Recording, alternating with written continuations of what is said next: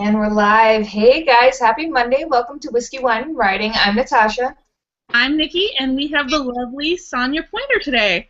Hi! Sonia. Hi! Hi, guys! Sorry for being a little late. We've had some minor technical difficulties. We've had a couple. I'd say it's more than minor. It's definitely more than minor. It's not wanting to cooperate tonight, and I can't even cooperate tonight at all. Well, it might be me. I might have broke the internet. I don't know. Not you. We've been trying to get our stuff together since 7:30. So luckily, I'm married to an IT guy. So the world has been slightly resolved to some extent. Yes, it was just it was insane, and yeah. So it's been an interesting Monday to say the least. Definitely. Well, if somebody could drive over and fix mine, that would be great. That would be amazing. Well, we have a very exciting show today. I'm actually tweeting that we're live now because I had just tweeted that we were delaying, but now we're live. But Sonia has this great book that recently launched, and we're just so excited to talk about it. Do you want to just tell us a little bit about what your book's about?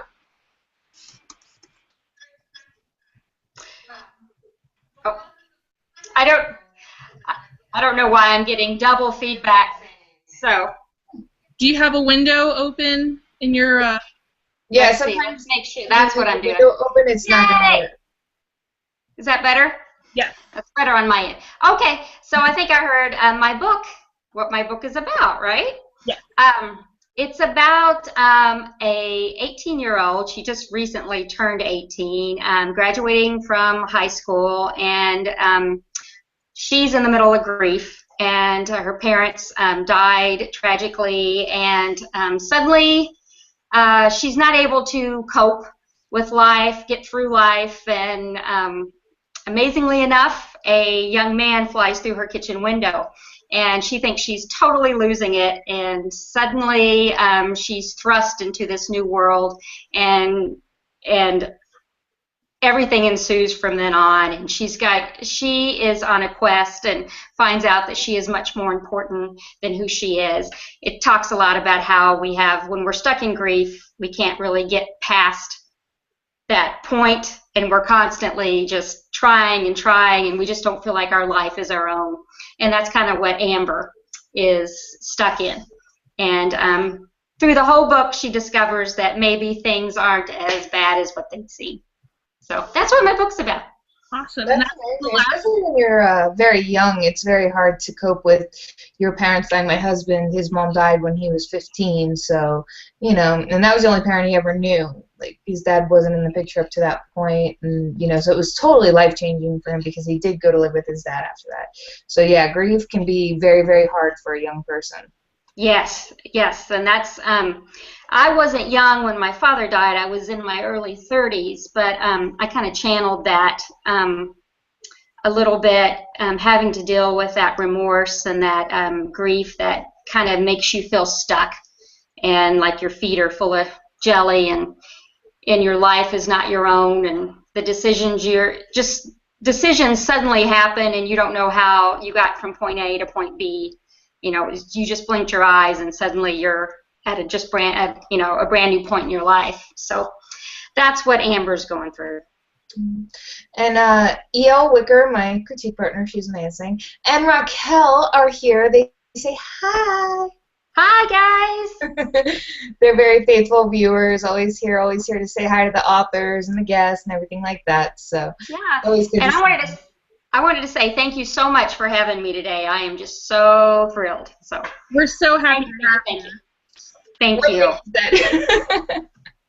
Oh, by the way, guys, because Sonia's bar isn't working because, we've been just having difficulties the last few weeks, her Twitter is at Sonia with an I, S-O-N-I-A, Poy, P-O-Y. So make sure you go and you follow her and you give her lots and lots of love. Yes, please do. So the last stored, when did you release your book? I released it January 6th of this year. So it's still a little baby. Awesome. Happy belated book birthday. Yeah, thank you. Thank you. I am so excited and happy that it's out and amongst readers and all that good stuff. It's just kind of crazy. seeing a book from when it was just a little baby to where it's actually out, and it's a lot like sending your kid away to college. So it's kind of what I feel like when, or what I thought when I was getting my book ready to send out. So very nerve-wracking. We've definitely all been there for that, for sure. Can you tell us a little bit about your process? When did you start writing The Last Stored, and how did you get the idea, and just take us through your author journey until this point? I started writing The Last Stored, let's see, several years ago, and I started the first chapters, and I stuck it on my computer, and it lived there by itself for about 2 years. And one day I said, I really need to get that out. I think I let my husband read it, and the main character changed age, and some things happened.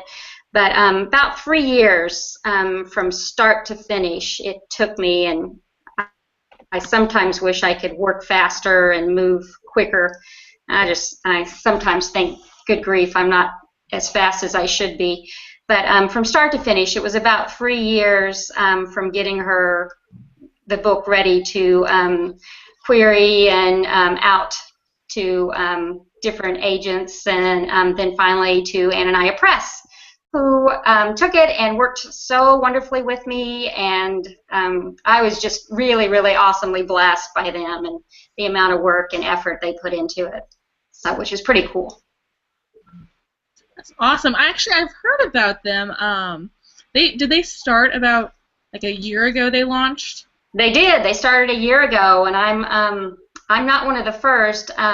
Linda Brendel, I think, was their first book that they published, and hers was a memoir on her life dealing with an Alzheimer mother, and she went on the road with her in an RV, which sounds crazy. I'm not sure I could live up to that. But I had an awesome editor, Laura, and she just really took my book and kicked it up a notch, and just working with them has been awesome. They've been a great bunch of people to work with.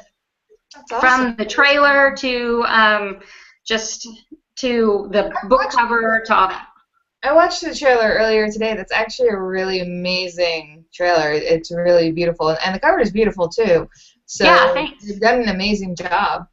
Yeah, they did all that, and so they did a really good job. I've been very happy with them, working with them, and they've just been pretty much awesome. When did you find out about them, and what made you want to submit your book? Well, let's see. I'd been submitting, and I actually was getting ready to shelve it because I thought I'm gonna leave it on the shelf for a few months and see what I need to tweak with. And I sent it off to them and to Kara and their executive editor, and she got back with me pretty quickly. Well, I should tell the whole story. First time I sent it off with her, she read it, and they sent it back to me, and they said they weren't interested. And so I was totally like, oh, crushed and everything. And that's when I decided to put it on the shelf. But instead, my husband really loved the story, so he really urged me to do some tweaking, and I did some tweaking of it and tightened up some stories here and there, and then I sent it back to Kara, and I made this huge blunder when I sent it back to her. I actually sent it to her with all of my notes and things left open in the Word document, and she sent me a note back saying, I don't know if you know this, but you sent it with all your notes in there, and I was like kicking myself. And she was so kind, and she said, actually, it worked in your favor. She said, because I could see the way your process were thinking and how much work that you were actually putting into it, and it really helped me to see that, so she was able to. And then she signed me, so that was cool. That's That's fantastic. awesome. Yeah. So a bad thing actually turned into a good thing. Yeah, even quirks can happen that, I mean, I wouldn't say, necessarily try these quirks on purpose, but quirks do No. happen that get Yeah. you to the right person to publish your book. Yes, exactly. Because I still don't even know how it happened. I have no idea how she got the one that had all the notes, that was note heavy. And I still don't know how it happened, but oh well, it worked in my favor. I would not definitely try that. I would never try that again.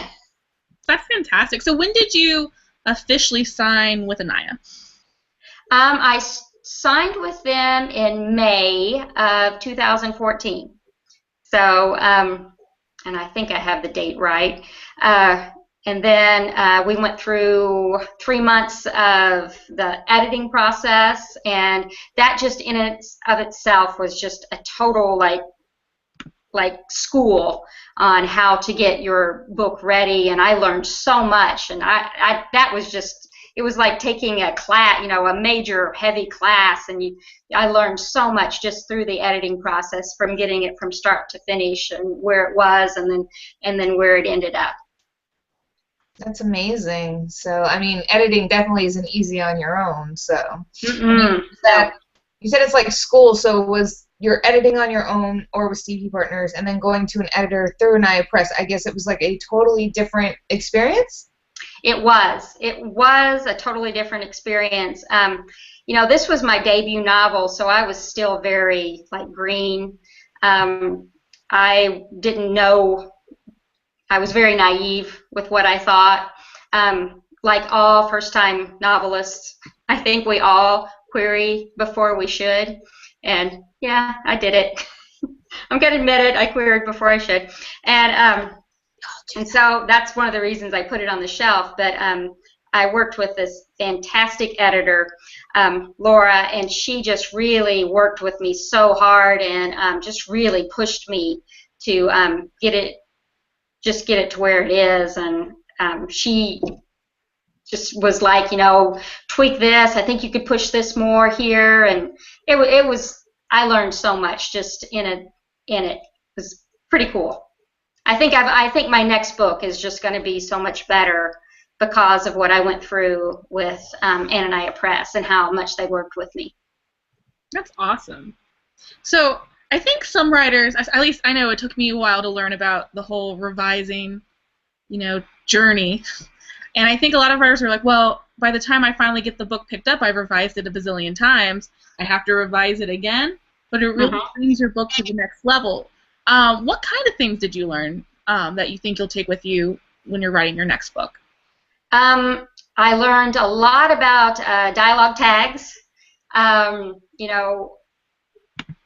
Short and sweet, but then also grounding your character in their environment so that we actually stay in their environment and are able to figure out where they're at, and as a reader we're able to place them in the room or in the location that they're at. That was a biggie.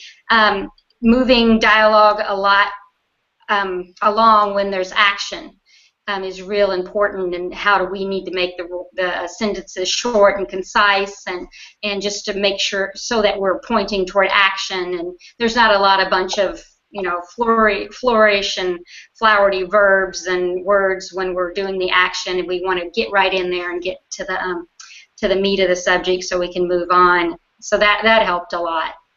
So out of all these lessons, if you could pass just one onto a new novice writer, what would you tell them from what you learned during that process? Like, what is the advice, first thing you'd say to them that you would pass on? Listen to your editor. Listen to your editor, because they know a lot. They, this is, I let go of a lot of my fingers in my book. And I said, they're outside eyes. Sometimes we're so into the book that we're writing that sometimes we can't see it. And so I listened to a lot of what they were saying, what she was saying, and stood back and tried to see it again through her eyes. And I guess my second thing would be to really push yourself. Learn as much as you can about the way our minds think and the way readers read and are able to disseminate information, and that's just a big help. That's awesome. So you said this is your first novel. Did you write stories before that, or did this just kind of strike you? Was this your first attempt at a novel, or how many novels do you have shelved? I have one novel that is near completion right now. I've written a lot. I wrote a lot in high school, and kind of stopped when I got married and had babies and did the baby thing, and always missed it. And I come from a long line of story stretchers, and I like the way we make story stretchers. Yeah, we make up a whole lot of stories, and my brother and I would just sit around listening to each other and carrying on and just trying to outdo the other with our stories. And so this story came about from I grew up in Kentucky, and I always imagined what would it be like if another world apart from our own existed, and portals existed, and they stored things here.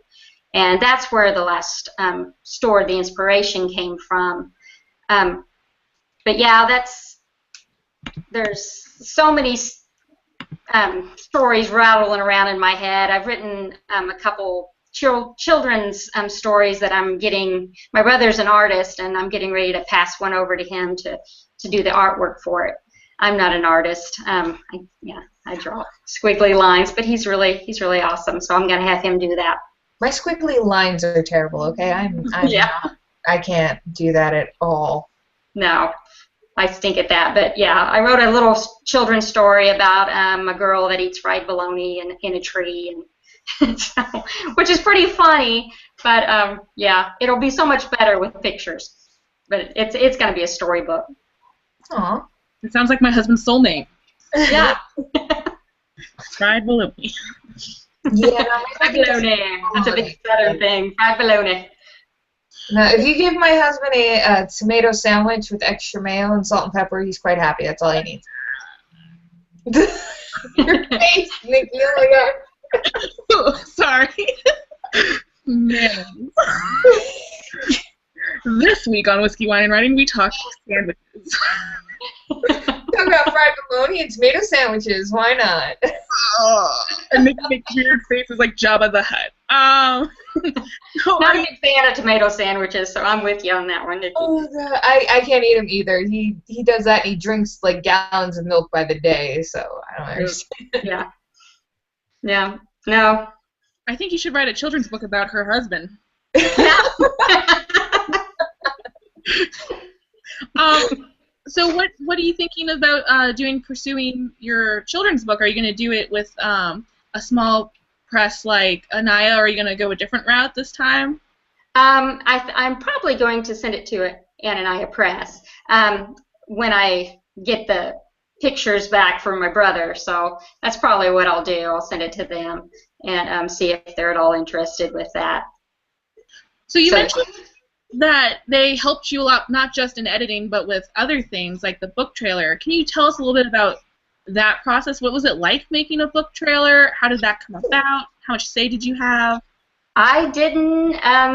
They took and ran with it. So I didn't have.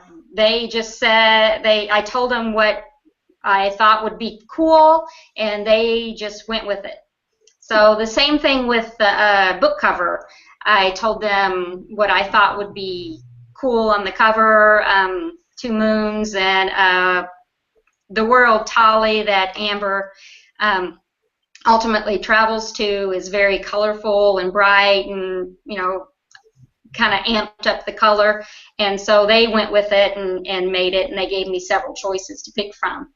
But ultimately, that's the one I chose. Nice. Well, you chose a good one. I really liked it. Yeah, thank you. Thank you. I think it's pretty cool.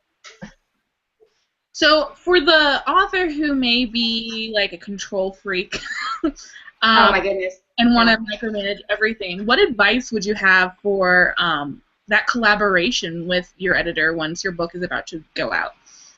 Let go. Let go of some of it, because micromanaging doesn't really get us very far in too much of our life. As it is, we can be over the top, and because we're just not experts at everything. I know I'd like to think I wasn't. My kids think I'm an expert at everything, but you know, some people, we're just not experts at everything. So sometimes we need to let go and let them handle it, because that's their area of expertise. And so that's what I did. And no regrets. No regrets. No. No. Here. No. So that was pretty cool. Yeah. No I'm regrets. sorry for the distraction, but the little one's not feeling well, and she keeps trying to get my attention. So her belly's not actually as big. I'm wondering if he got her to go outside, but she hasn't been feeling well all night, so she keeps trying to clamor for my attention. Sorry. Oh, that's okay. Whiskey, Wine, and Writing is also not only sandwich friendly, but puppy friendly as well. I missed it. I didn't get to see the puppy. What kind is it? She is a dachshund. Aw. And she is 10 years old, so every time she gets sick or, you know, anything like that, it always worries me, because they get back problems so easy and stuff like that. And her back was like, it felt like it was spasming earlier, but we're thinking it's because she was constipated. She was sick a few days ago, and I think it kind of went too far the other way.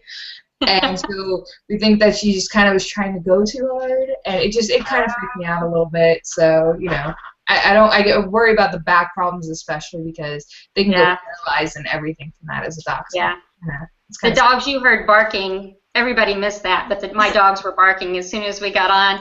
And the one dog you heard she's 13, and then we have a 11-year-old.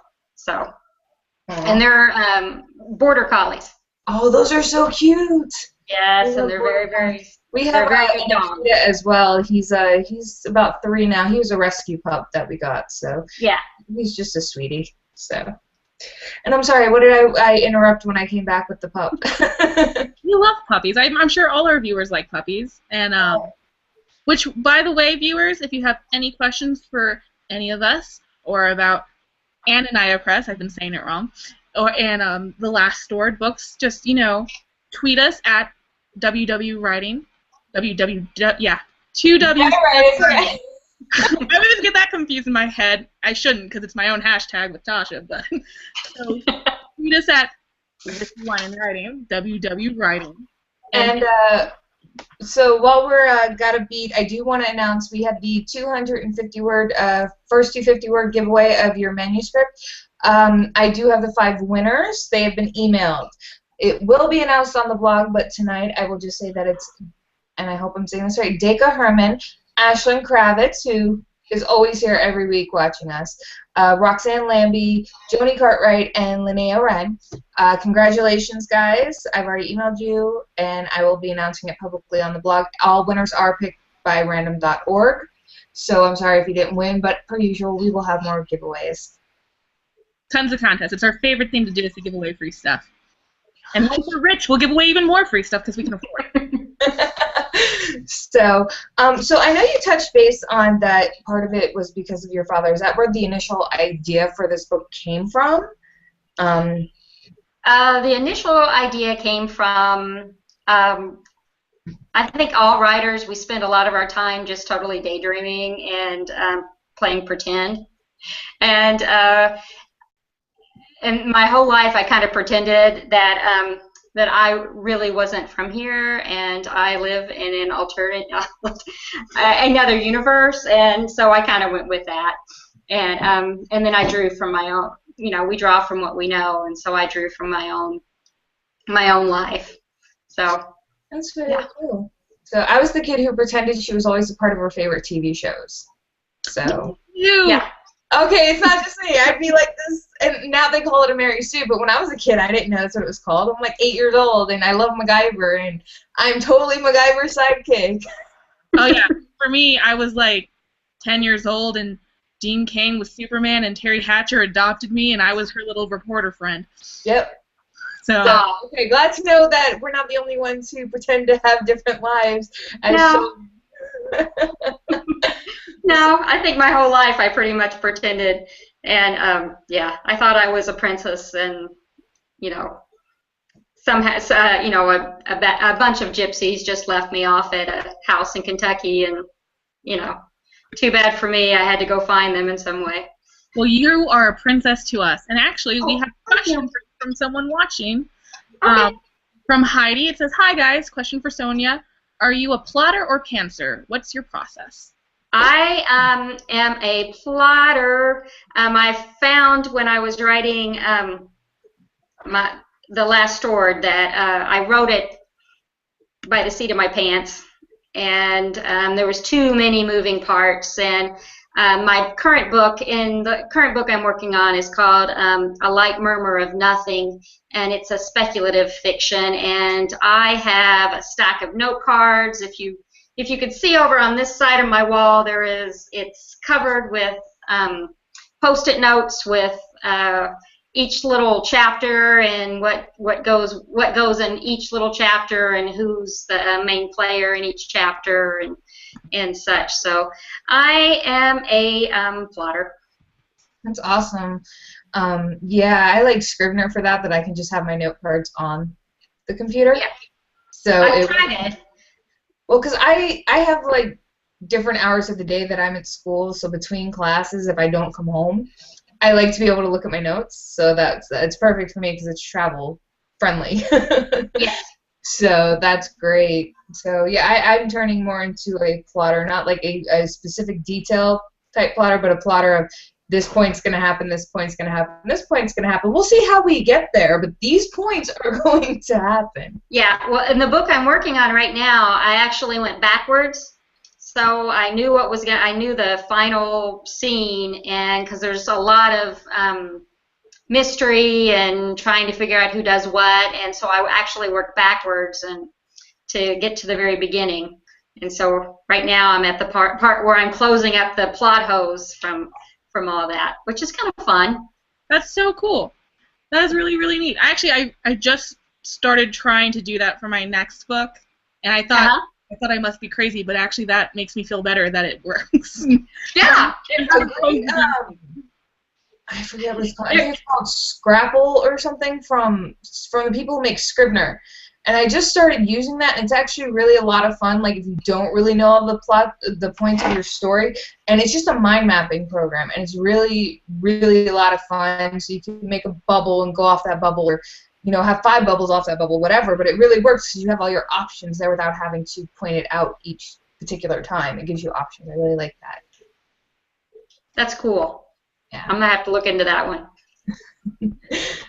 Yeah, it's a lot of fun, and I've actually even started using it for like papers I have to write for class because it's a lot easier, especially since they don't give us specific topics. They're like, no, you have this huge broad range of topics, just be creative. I'm like, well, crap. So it's like I have to plot for that. So I just start using different ways and being creative, and I just think it's, you learn as you go. Sometimes it's better to plot than to pants. Yeah. I'm kind of like somebody said earlier, I'm a control freak, and so I'm kind of like I'm overly organized, and sometimes that's to my detriment, and I shouldn't be, but I think that's why I like plotting so much. You could totally give me some of your organization skills. I'm never organized. We'll take your class.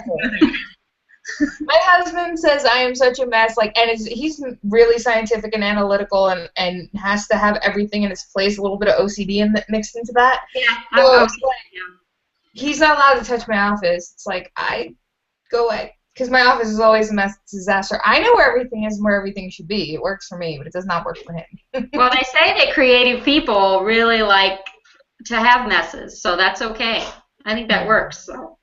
So I think that works. But for me, for some reason, I can never think if there's like a piece or a paper out of place.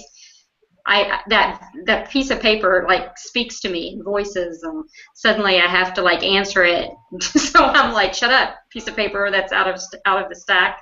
I have bobby pins on my desk and a journal and a rag, and no, my desk, I would go nuts if I had to worry about everything out of place. Yeah. See, my laptop's in the bed right now. So, oh my goodness. Well, I have another question about The Last Stored. You mentioned that it's this, fantasy type story, with other dimensions, and also the story of dealing with grief. How did you find the balance writing a great story while also having a message in there too? And that was really important that I put the message in there, because I wanted to make sure that came across in my writing. So I always kept it in the back of my mind, and I tried to make sure that it was. But you don't want to get preachy. Nobody wants to read a book that's all preachy and stuff like that. But I always wanted to have a constant message of that there is light at the end of the tunnel, and that no matter what, that you can overcome. Which is definitely a good message, especially with a lot of trials and tribulations. It's always nice to read something uplifting that, helps to motivate you to keep moving forward. Right. And that was important for me to get across in my life, that I wanted to share my who I am with others, and that's what The Last Stored was able to do. It's amazing. So now that your book is officially out, because it came out last month. Yes. Now that that's happened, what are you still doing with the book? Are you marketing? Are you, once you put the book out there, what's the next step? Oh, if you know, let me know. Oh, okay. No. We did a blog tour, which was awesome. We had a lot of fun. Right now I'm trying to do a lot with my personal blog and setting up, guest posts and trying to get out there and just share. And I'm doing a lot of networking. Mm-hmm. I don't think there's any sort of magic fairy dust that you can, say do this, this, and this, and you'll succeed. But you can have that luxury. Why can't we? Yeah, exactly. I would really like to have that, but I think that's just with writing. I just think it's a lot of hard work, getting out there and really just doing it. And we all want things easy, but sometimes we just have to put our heels down and just really dig in and just spread the word about what you're doing in your book, because I really want people to read it, because it's a really cool story. And we want people to read it too, so make sure you go and. Oh, I should write it down on a piece of paper. The Last Stored. We're going to put it on our site. Yes, you do. Yeah, we'll do that after the show, and make sure you follow her, because she's obviously fantastic. We're having a great time just shooting the breeze, learning good author stuff. Yes, it's actually been really amazing so far, and I'm really sorry I'm not tweeting more, but I literally only have one hand right now. That's okay. I got the fingers. Okay, just making sure. So we are going to be actually incorporating some new things into the show that we wanted to let you guys know about, and we can actually start with this one. We're calling it the What's Up With You segment. So this is just what's going on right now in your life. So, Sonia, why don't you start us off? What's up with you? What's going on with you right now aside from the book? Everything good? Everything going great? What's up with me right now? Let's see. I have a daughter that's getting ready to go to South Korea. That's pretty cool, right? That's amazing. That'd be scary, but that's amazing. I know, right? We told her she could go until she was actually accepted, and then she couldn't go. But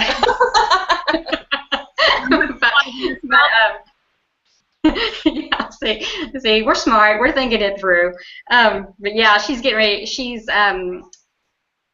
made it through the whole process, and she's at the final rounds to decide if she's going. So that's kind of what, which is pretty cool. I'm really proud of her. She's a cool kid. That's amazing. Congratulations. Thank you. All right, Nikki, what's up with you? Up with me? Well, I'm stuck in Snowmageddon currently, which is nice. I like, riding in a snow globe. And I'm revising The Truth About Tushu still, which I'm sure you're all tired of hearing about, so I won't even go into that. But I got like a mini promotion at work, which is fun. Yes, she's been having a lot of fun with this new promotion. Don't let her lie. Oh yeah, no, I'm stoked. Which the only sad part is, I know that a lot of people enjoyed my U.S. disaster relief photos during my Pitch Wars mentee bio, but I will not be traveling anymore or wearing like the face air mask filters as I write. So it's a little give and take here with this promotion, but I'm very happy. Oh god. But what's up with you, Tasha? Oh wow. So a lot. So my birthday was Saturday. Valentine's Day. Happy birthday, you guys. So yeah. So we went to the Renaissance Festival to celebrate. That's what we do every year. We go to the Ren Fest. It's a lot of fun. I actually got a new wine glass. She etches them by hand. I don't know. Can you see the mermaid that's in there? So she etches them by hand. So it's really cool. And I know most people know this, but hey, I got an agent. So I am now officially represented by Laura Bradford of the Bradford Lit Agency, and she is absolutely amazing. So I couldn't be happier. I've got really no reason to be sad or upset except my puppy doesn't feel good, and that's sad. But everything else is going pretty good, so it makes me happy. No, I must say, it's really nice to have you in the revising cave with me. Oh yeah, I did. I just got my edit sheet yesterday, so I got a little nervous. I was asking Nikki, I'm like, how is it possible that when I'm with my CPs and they give me stuff to revise, I'm like, okay, cool, I could see this, or no, I don't really agree with this, or whatever, but I get it from my agent. I'm like, oh my god, I'm going to flop this so hard. Is that how you felt, Sonia? Yes, that is totally the way I felt. I'm like, I know. They're going to figure out I'm a total fake and I have no idea what I'm doing. And yeah. That's exactly how I feel. Okay, glad it's just not, and Nikki said it was normal too, so okay. It's the best support group ever. Just group hug here, guys. We're all group hug. I'm gonna upset the puppy really quick, but also the Hubs took me shopping for my birthday and I got the shirt because I found it. Call my agents. Oh, that's awesome. Just because I had to. I was like, I can't believe they have that shirt. I wasn't looking for it, but there it was. So, but see, guys, just know that even when you get an agent or you sign with a pub or however you go your journey, the second you get the edits, you're like, oh my god, they're going to find out I'm a fake. Yeah. Yep. Yeah. Okay, because we're all fake. We're all yes. No, I mean, wait, we're all the real deal. Wink, wink. Yeah, yeah. The quicker you actually realize that everybody else is fake too, is a fake too, that you feel so much better. You're like, wait, we're all in this together. And that's why I love meeting authors like you, because you're just so nice and down to earth. And I think that's good for a lot of people who are, we're in the writing community and we're trying to achieve these goals, and it can be so discouraging sometimes. But we're all together. We're all real people, and we want to be each other's friend and help each other out. Yeah, and that's what's so cool with the writing community that I found is that we all really just lift each other up and really help each other, and that's what I think is pretty cool, pretty awesome. Do you have a group of CPs that you rely on, as you're writing too? I do. I just sent my book out to my CPs last week, and I already got one back, which was super fast, and I was just like, are you kidding me? Did you read this overnight? But yes, I have a good amount of CPs, and I think a lot of people go through them, and you kind of as you get going, you find some that you really connect with, and you kind of not, and then so I was able to find some that I really connected with, and have been very helpful, and I can't imagine writing without a good amount of people to help you through it. The speed reader, that's E.L. Wicker, who's on our question bar right now. Yeah, that's my speed CP reader. I'm just like, holy crap, woman. So she's amazing. And actually, both she and Markel say they're gonna check out your book, and they're definitely going to get it. So yay, thank you. Awesome. Speaking of CPs and finding the right one, we have a quiz live on the site this week.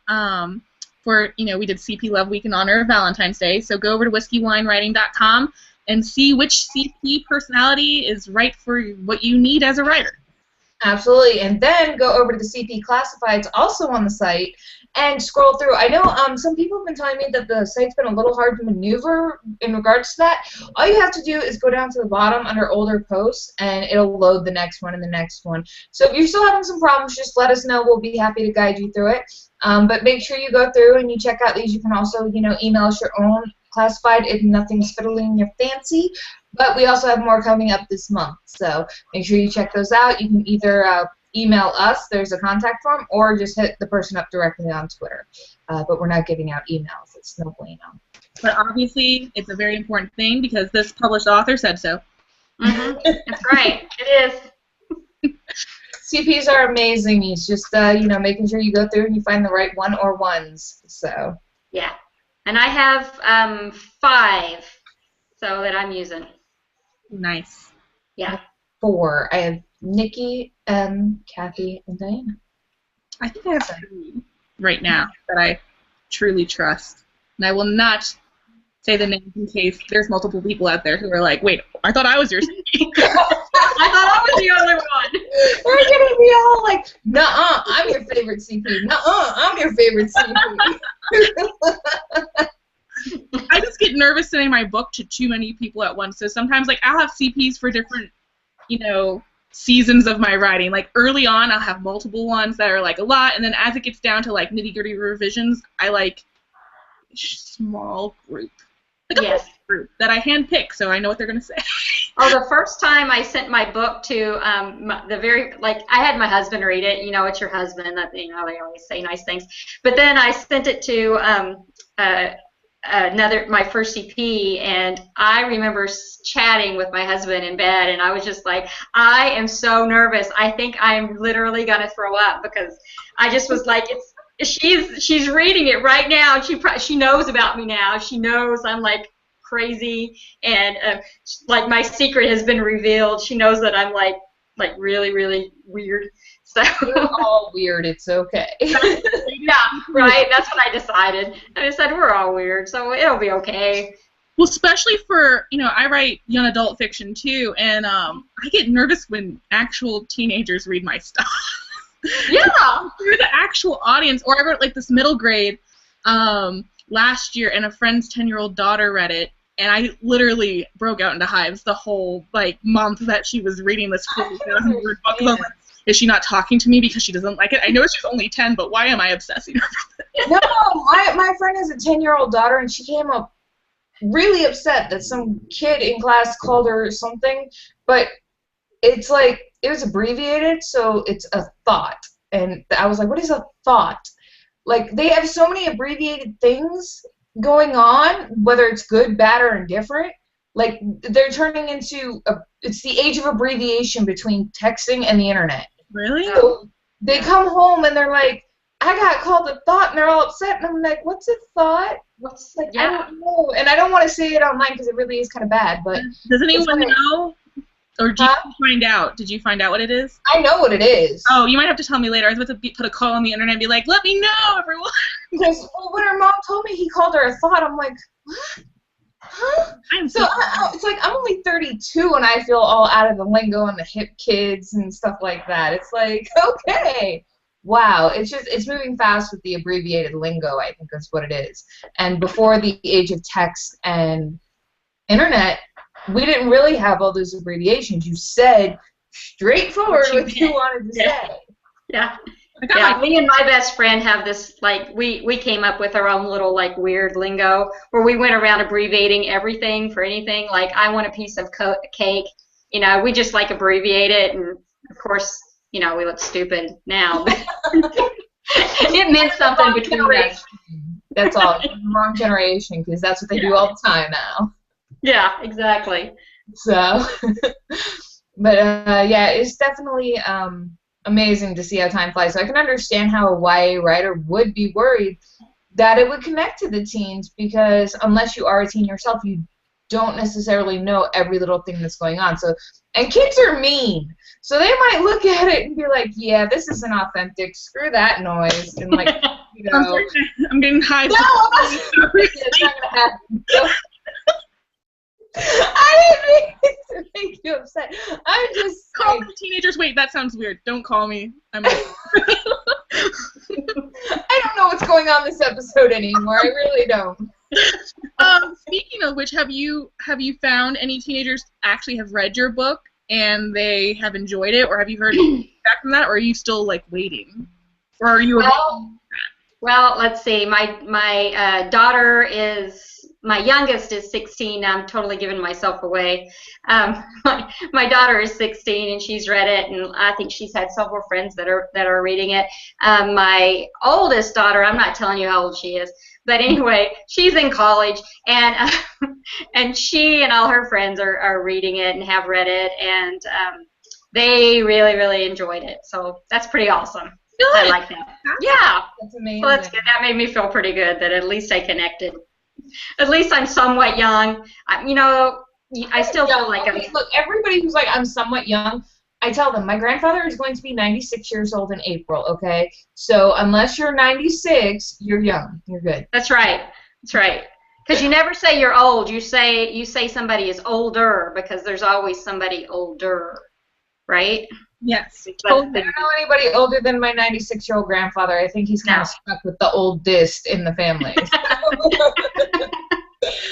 Well, I mean to tell you, I'm actually 97. I just don't tell me, tell him. He'll get mad at you. So he likes being the oldest. He thinks he's top dog. You don't argue with the 97-year-old of the family, okay? Well, you know how much stories he has? He's just like a wealth of stories and amazingness. He was in World War II, trust me. He's got stories and he loves telling them. I mean, how cool is that? I mean, he just, like, what he is seeing is just, amazing. All you have to do is be around the man for a week and you'll get a story, like how he cut off the tip of his finger using the circular saw because he thought he was still tough at 95 or 94 and didn't need the safety. Oh, yeah. He did it before there were safeties on it. So, I mean, he lost part of his finger, but he's like, oh, well, I'm 94. I'm just going to have to get used to one of them being shorter than the rest. It's just how it is. Like, he just takes everything in stride at this point. Everything just, whatever. I'm 90, whatever. You just have to live with it, you know. He takes everything in stride. It's amazing. New life goal, be Tasha's grandpa. Yeah. Yeah, well, so long as, then this is his newest endeavor. He's on Facebook, by the way, this guy. But he was on his computer, right? And he sat there, and I guess he turned around to reach something off his bedside table, and he fell and he knocked his head. And my mom just told me about this the other day, and I was like, is he okay? Oh, yeah, he's fine. I checked on, like, she did the worried mom thing, like it was her son, and she stayed up and kept checking on him every hour to make sure, because he gashed his head open, he was bleeding. So she got a little bit worried, but he's fine. So he's just so tough. It's amazing. Wow. Wow.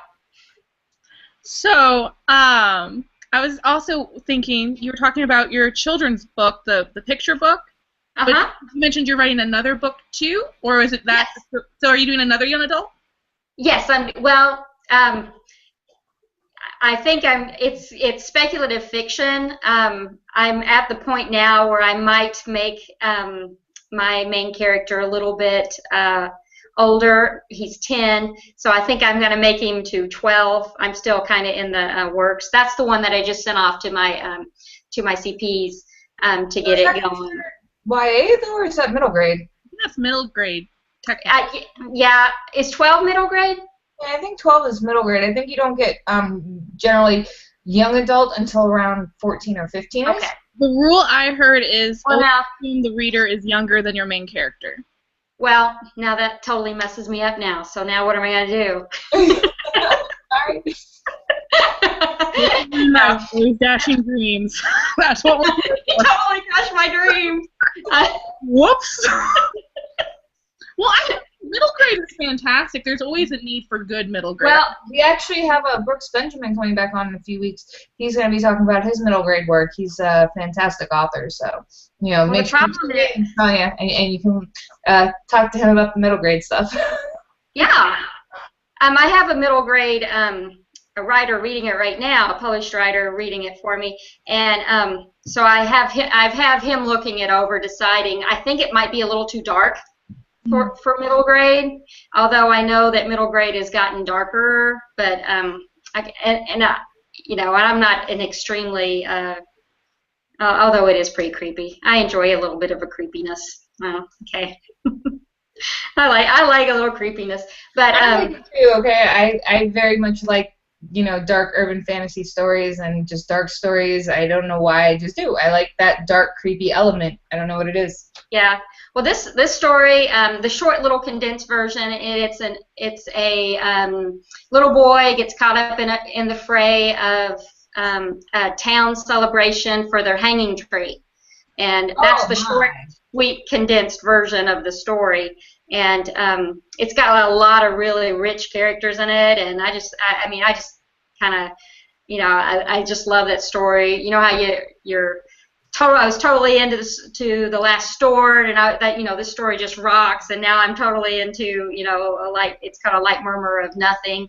So I just think it's cool that artists get totally, you know, they get wrapped up in their work, and I know now why writers, you know, go out to a secluded cabin and act all crazy, because that's kind of the way I get when I start writing. Your first book, though, is there anything that, going into your second book, is there anything that you didn't know writing the first book that is helping you to write your second book? Any, you know, just anything that it's like, oh, well, I didn't know this before I went into my first book, but now that I know this is going to help me for my second, sort of thing? I think probably just the amount of work that goes into actually writing, and the amount of time. One thing that I've really been working hard on is not comparing myself to others. And because as soon as we start comparing ourselves to others, and suddenly we're just like, you know, we stink. We're total loser now because look what they're doing. They've done this, this, and this, and I'm sitting over here, you know. Well, when I compare myself to Nikki, that's what I think about myself when I compare to myself to Nikki. I'm like, she's so awesome. Why is she friends with me? I was tweeting. I totally missed it.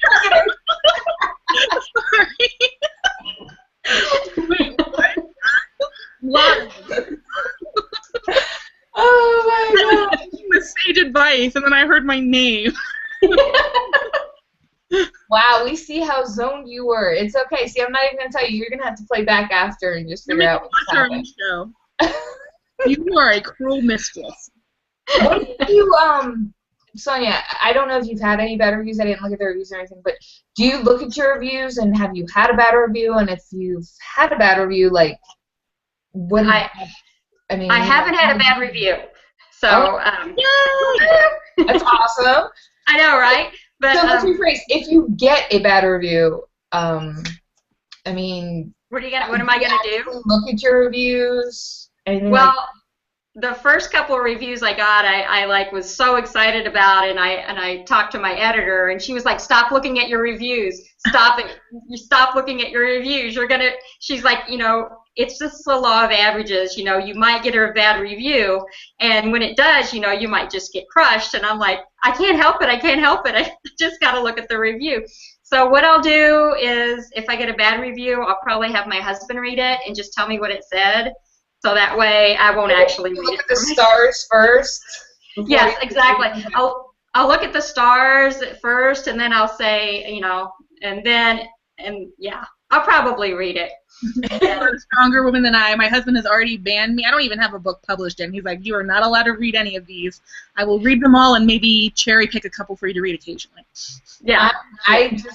I've already decided that I'm not going to read any of them. I'm not going to, no. Because whether good or bad, I'm either going to get an inflated ego or I'm going to feel like crap. It's one way or the other, and I don't particularly want either. So I tend to really like care way too much. This is the secret about me, guys. Don't know why I'm putting it on the internet. But like, if someone was like, "Oh, I was offended by this," I'd be like, "I can't believe I hurt their feelings. I never meant that to happen." This is not a secret. This is not a secret. This is not it, okay? We all know you're uber sensitive to other people's feelings. So, and it's not a bad thing. No, it's not a bad thing.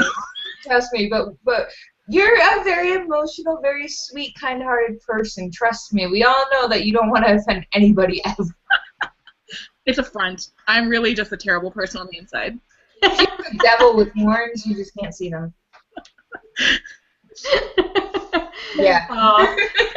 So we are coming to the end of the hour, though. So Sonia, is there anything that we haven't touched on? Anything you'd like to say or get out there before we wrap up for the evening? No, you guys just have rocked. I really appreciate being here. Thank you so much. You've made this totally fun and thrilling, and I'm very happy that I was able to speak coherently somewhat, and I just didn't like sit in the corner drooling because that was like my terrible fear. Oh, you're amazing. You've been Oh, thank you. Thank you. Just give my book a read. I'd really appreciate it. And thank you so much for having me. And it's been a real joy to be here. You guys rock. So awesome. And let us know what you are up to in the future and, you know, the status of your current books. We actually got a last-minute question in just at our end, so this is fantastic. It's from E.L. Wicker. You've mentioned you write YA, MG, and also have a book your brother is going to illustrate. Do you enjoy writing for different genres, and would you encourage it? I enjoy writing for different genres. All my books have a sense of magic in them. I just like that wonder and the spark that we get from that. And then the reason I write young adult is I just think that age group holds such promise. And even with middle grade and younger kids, I just think life is very magical, and I just like that. And the older we get, the more we lose that, and that's kind of why I write in those age groups. That's an amazing reason to write in those age groups. Yeah. So I like that. But I'm an adult and I'm not losing the magic. Okay, right? I don't know why I just said that. Magic and love it, and that's just how it's going to be. So deal with it. I don't care if we're not supposed to believe in all that stuff as adults. I write young adult because I have the emotional capacity of a 17-year-old. I write romantic thrillers because I kind of fell into it. Like I don't quite know how it happened, but it did, and I love it. Like I'd be lying if I said I didn't love it. I love it. So, but no, so it's been amazing having you tonight, and thank you guys for watching. And Nikki, is there anything you wanted to say before we sign off? Just make sure you go check out The Last Store because it sounds like a fantastic book. Leave her some love on Twitter and check us out on whiskeyWineWriting.com for all your writerly people needs. Yes, because we love you and we love to help out fellow writers. So you guys are amazing. Thank you again, Sonia, for being here. It's been so much fun and so amazing. And guys, remember to drink responsibly and write creatively. And we will see you next week with Jennifer Blackwood. She's coming on. She's the author of Unethical. You've met her before. And now her next novel, Foolproof, is out. So we're going to be talking about that and about the new adult genre and all those wonderful things. So have a wonderful night. We'll see you next week. Thanks, guys.